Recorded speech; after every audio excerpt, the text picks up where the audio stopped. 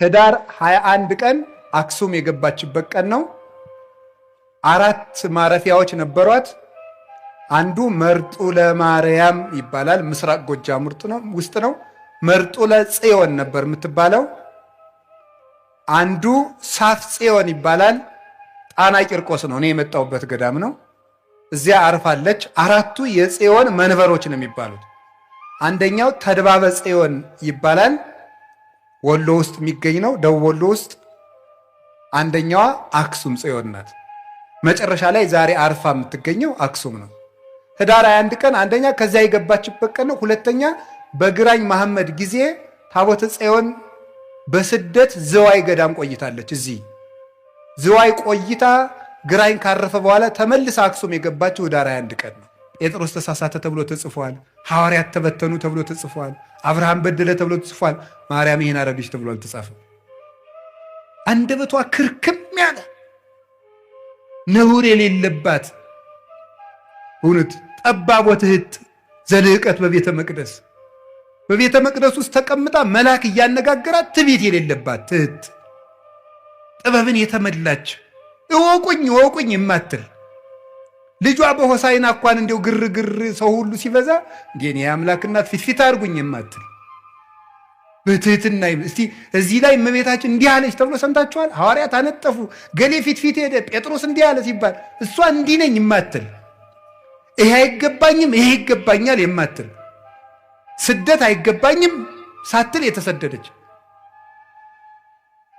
መልካም ነገር ይገባኛል አክብሩኝ የማትል ትህትናን የተመላች ወርቅ። እንግዲህ ወደ እግዚአብሔር አብ እንገባ ዘንድ ድፍረት አለን አለ ቅዱስ ጳውሎስ። እንዴት? እስመ ተሳሃለነ በሞተ ወልዱ፣ በልጁ ሞት ይቅር ብሎናልና። ለምን? በልጅ ደም የታረቁት እርቅ ጽኑ ነውና ይላሉ ሊቃውንት። አብ እንግዲህ በልጁ ደም ታርቆናልና እንግዲህ ሞገስ አግኝተናል ወደ ሰማይ እንድንገባ። ይህን ይቅርታ እንድናገኝ ምህረት እንዲህ የተጀመረበት ማህፀን ያላት እመቤታችን ናት። አንዳንዶቹ ምን ሊሏችሁ ይችላሉ? አረ ትንቢተ ሕዝቅኤል ምዕራፍ 44 እኮ ስለ ማርያም የሚመለከት አይደለም ይላል።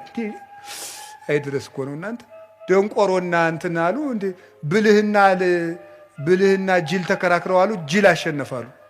ምን ብሎ ሲባል እምቢ ብሎ እንዲሁ ግርማቸዋል እኮ እንደዚህ ነው። ምንድነው የሚለው? እምቢ እንደዚህ ነው። መልሱ ምንድን ነው? አይደለም። እንዴት ብሎ አይደለም ይባላል? እንዲሁ እኮ ይገርማል። እንዲሁ ምን ይሻላቸዋል? ድንቁርና ነውር ነው። ድንቁርና እንዲሁ ጥበብ ቤቷን ሰራች እንደተባለ ጥበብ ድንቁርና ቤቷን ሰራች፣ 7 ምሰሶን ማቆመች ያስብላል። እነዚህ እኮ ነውር ነው።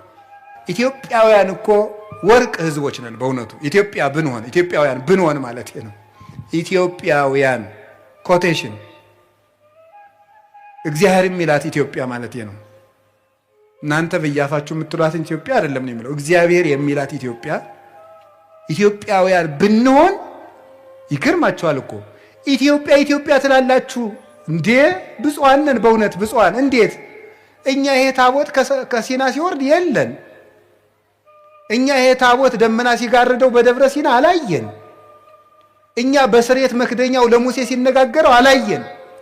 እኛ ይሄ ታቦት ዮርዳኖስን ሲከፍል አላየ ነው። እኛ ግንብ ሲያፈርስ አልነበርን። እኛ ዳጎንን ሲቀጠቅጥ አላየን። እኛ ጦርነት ሲያሸንፉበት አላየን። ሳናይ የምናምን ኢትዮጵያውያን ክቡራን ነን በእውነቱ ማለት ነው። ለዚህ ነው እግዚአብሔር ታቦተ ጽዮንን የሰጠን ማለት ነው።